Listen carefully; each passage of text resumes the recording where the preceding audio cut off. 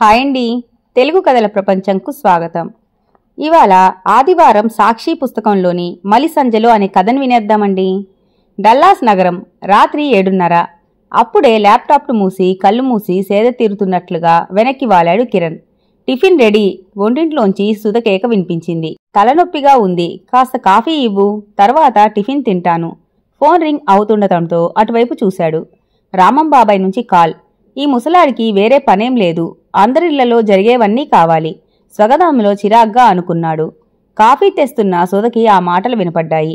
ఎవరు? ఆయనేనా? Coffee teapoy మీద పెడుతూ అంది. తనే. ఉదయం నుంచి 4 సార్లు ఫోన్ చేశాడు. నాతో మాట్లాడటానికి నిద్రను కూడా త్యాగం చేసుంటాడు. మాట్లాడొచ్చు కదా, అర్జెంట్ విషయం ఉందేమో. మీ అమ్మ పద్ధతి బాగోలేదు. మూర్తిగారు రోజూ మీ ఇంటికి వచ్చి వెళ్తున్నారు. వాళ్ళిద్దరి గురించి ఊరంతా చెడుగా మాట్లాడుకుంటున్నారు. ఇలా నా బుర్ర తినటానికే ఈ వరుస ఫోన్లు. నిరాసక్తంగా కాల్ ఆన్సర్ చేశాడు. అబ్బాయ్, ఎలా ఉన్నావు? కోడలి పిల్ల ఎలా ఉంది? బిజీగా ఉన్నావా? అటువైపు నుంచి రామం ప్రశ్నలు సంధిస్తున్నాడు. అమెరికా వాళ్లతో మాట్లాడాలంటే ఇబ్బందే అనుకో. మనకి అక్కడికి రాత్రి పగలు అంత తేడా ఉంది. విషయమేమిటి బాబాయ్? అసహనంగా అడిగాడు. ఏమీ లేదురా, మీ అమ్మ పద్ధతి అస్సలు బాగాలేదు. నువ్వు ఒక్కసారి వచ్చి ఇక్కడి వ్యవహారాలన్నీ చక్కబెట్టు. ఏమైంది బాబాయ్? ఆ గొంతు కసిరినట్లుగానే ఉంది. కిరణ్ కోపం ముసలాయనికి అర్థమైంది. ఆయన తన మాటలు కొనసాగించాడు. నీకు కొత్తగా చెప్పేదేముందిరా? వదిలిగారిని ఆ మూర్తి బుట్టలో వేసుకున్నాడు. ఇప్పుడు వ్యవహారం మరింత ముదిరిపోయింది.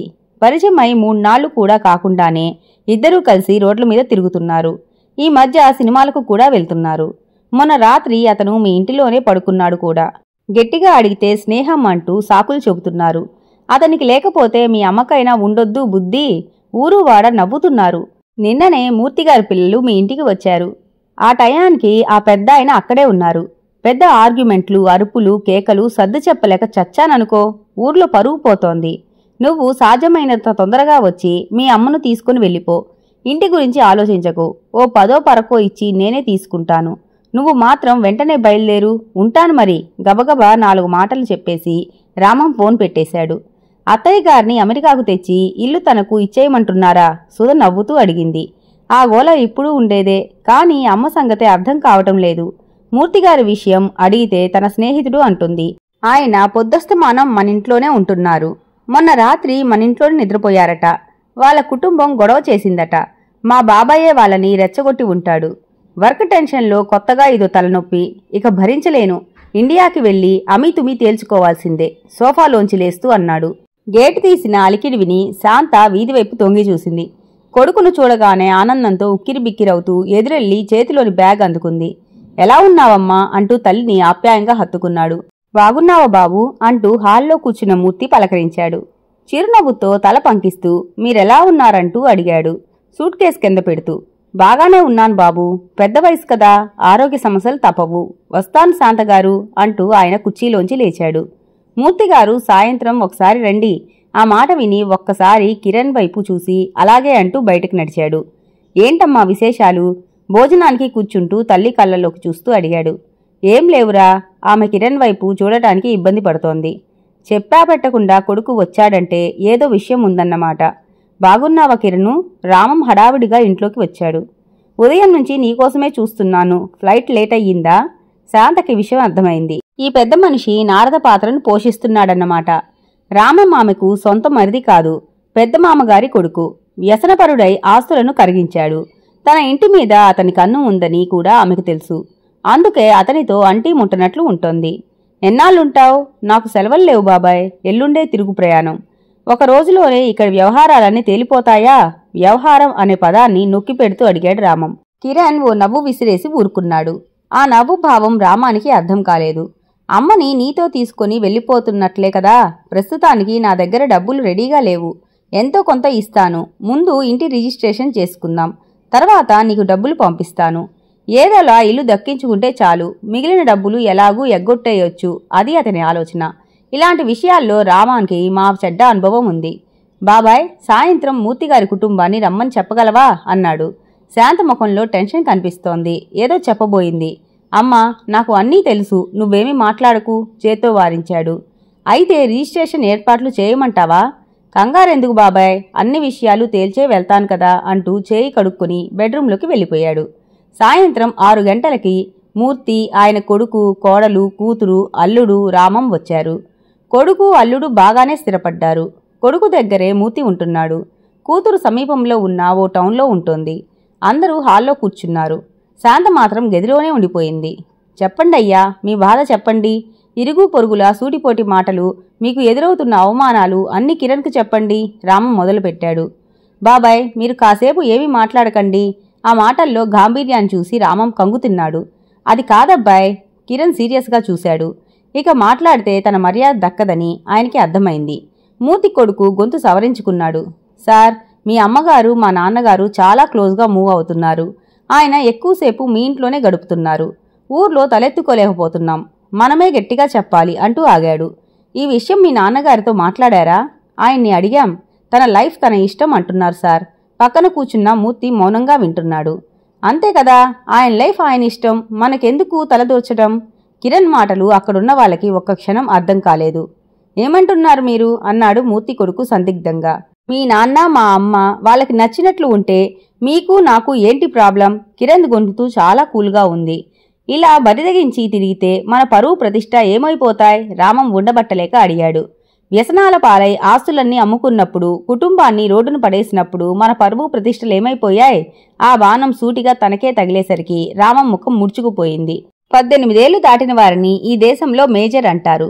వారికి నచ్చినట్లు బ్రతికే హక్కు వాళ్ళకి ఉంది. 60 ఏళ్లు దాటి జీవితం ఎత్తుపల్లాలన్నీ చవిచూసిన వాళ్లకు ఆంక్షలు అవసరమా? మూతిగాలి పిల్లల వైపు చూస్తూ అడిగాడు. మా నాన్న పెన్షనర్ కాదా? అందుకే మీ అమ్మగారికి ఆయన అవసరం ఉందేమో. కూతురు అక్కసు వెళ్ళగక్కింది. నేను 10 ఏళ్ల నుంచి అమెరికాలో ఉన్నాను. మా అమ్మ బ్యాంక్ అకౌంట్లో చాలా డబ్బులు ఉన్నాయి. వాటి మీద వచ్చే వడ్డీతో ఆమె 10 మందిని పోషించగలదు. సహజీవనం అనే కాన్సెప్ట్ యువతలో ఉంటుందని తెలుసు, కానీ కాటికి కాళ్ళు జాపుకున్న వాళ్ళు కూడా ఇలాంటి వేషాలు వేస్తే మేమేం చేయగలం? అయినా ఇదేమీ అమెరికా కాదు. ఈ దేశంలో పుట్టికి పెరిగిన వాళ్ళం. ఇక్కడకు తగ్గట్లుగా బ్రతకాలి. మూర్తి అల్లుడు తన మామగారి వైపు చూస్తూ అన్నాడు. అమెరికా అయినా ఇండియా అయినా మానసిక, శారీరక అవసరాలు ఒక్కటే. ఆకలేస్తే అక్కడా తింటారు, బాధ వేస్తే ఏడుస్తారు, తోడు కోసం తప్పిస్తారు. మా నాన్న నా చిన్నప్పుడే చనిపోయారు. నన్ను ఈ స్థాయికి చేర్చడానికి మా అమ్మ చాలా కష్టపడింది. నా కడుపు నింపడానికి తను పస్తులున్న రోజులు ఎన్నో ఉన్నాయి. మీ నాన్నగారి గురించి కూడా విన్నాను. చిన్న ఉద్యోగంతో ఆయన జీవితం ప్రారంభమైంది. మీకు మంచి భవిష్యత్తు అందించటంలోనే ఆయన శక్తి హరించుకుపోయింది. 10 ఏళ్ల కిందట మీ అమ్మగారు చనిపోయినప్పటి నుంచి ఆయన మరింత ఒంటరితనంతో బాధపడుతున్నారు. రిటైర్ అయినా కనీసం ఆయన ఓ సొంతిల్లు కూడా సంపాదించుకోలేకపోయారు. ఈ ఇద్దరు తమ బతుకుల్లో 4/3 వంతులు మన కోసమే కష్టపడ్డారు, మన కోసమే బ్రతికారు. ఇకనైనా వాళ్ళ కోసం వాళ్ళను బ్రతకనియండి. బ్రతకడంలో తప్పులేదు, కానీ ఇలానా? గట్టిగా అడిగితే స్నేహం అంటున్నారు. రాత్రిళ్లు కూడా మీ ఇంట్లోనే ఉండేంత స్నేహమేంటో మూర్తి కోడలు పుల్లవిరుపుగా అంది. ఆ స్నేహాన్ని నిర్వచించటం, దాని అర్థ తాత్పర్యాలు చెప్పటం నా పని కాదు. తమది స్నేహం కాదని, అంతకు మించింది అని చెబితే అంగీకరించే గొప్పతనం మీకుందా? ఆ సాన్నిహిత్యం మానసికమా, శారీరకమా అనేది కూడా అనవసరం. వాళ్లకు నచ్చినట్లు వాళ్ళుంటారు. వాళ్ళ జీవితాల మీద పెత్తనం చలాయించే హక్కు ఎవరికీ లేదు. ఇదంతా వింటున్న మూర్తి ముఖంలో ఓ రకమైన ఊరట కనిపిస్తోంది. అపరాధ భావంతో కుంగిపోయిన శాంతకి తన కొడుకు మాటలు సాంత్వననిచ్చాయి. ధైర్యంగా గదిలోంచి వెలుపలికి వచ్చి కిరణ్ పక్కనే కూర్చుంది. బాబాయ్, అమ్మ కావాలనుకుంటే ఎప్పుడైనా అమెరికా రావచ్చు. అంతవరకు ఈ ఇంట్లోనే ఉంటుంది. ఇది ఆవిడ ఆస్తి. నేను కూడా ఈ ఊళ్ళోనే సెటిల్ అవుతాను. ఈ ఇంట్లోనే ఉంటాను. తన పప్పులు ఉడకవని రామానికి అర్థమైపోయింది. ముఖం కందగడ్డలా మారిపోయింది. మూర్తిగారి పిల్లలకు కూడా ఏం మాట్లాడాలో అర్థం కావటం లేదు. మీరంతా చదువుకున్నవాళ్లు, పెద్దవాళ్లు. వ్యక్తి స్వేచ్ఛను మించినదేదీ ఈ ప్రపంచంలో లేదు. ఇతరులను ఇబ్బంది పెట్టకుండా తమకు నచ్చినట్లుగా బ్రతికే హక్కు ప్రతి ఒక్కరికీ ఉంది. సమాజమే మనుషుల జీవితాలను నిర్దేశిస్తూ ఉంటే స్వాతంత్ర్యం అనే మాటకు అర్థం ఉండదు. మీకోసం, నా కోసం మన పెద్దవాళ్లు తమ సాన్నిహిత్యాన్ని వదులుకోవాల్సిన అవసరం లేదు. రోజూ మీ ఇంటి చుట్టూ తిరుగుతూ ఉంటే మేం అతన్ని భరించలేం, మూర్తిగారి కొడుకు తేల్చి చెప్పాడు. అది పెద్ద సమస్యే కాదు. మూర్తిగారు, మీ సామాన్లు పట్టుకొని మా ఇంటికి వచ్చేయండి. మీకెలాంటి అభ్యంతరం లేకపోతేనే అంటూ ఆయన వైపు చూస్తూ అన్నాడు. ఈ మాటకి అందరూ ఒక్కసారి షాక్ అయ్యారు. మూర్తి, శాంత కూడా ఈ మాటలను ఊహించలేదు. కొద్దిసేపు మౌనం రాజ్యమేలింది. మాట్లాడటానికి ఏమీ లేదన్నట్లుగా అందరూ కుర్చీల్లోంచి లేచారు. ఒక్క నిమిషం, మీరు చుట్టపు చూపుగా ఈ ఇంటికి వచ్చిపోతే పర్లేదు, కానీ ఈ ఇంటి మీద పడి ఎవరైనా గొడవ చేసినా, మా అమ్మకి ఎలాంటి ఇబ్బంది కలిగించినా చూస్తూ ఊరుకోను.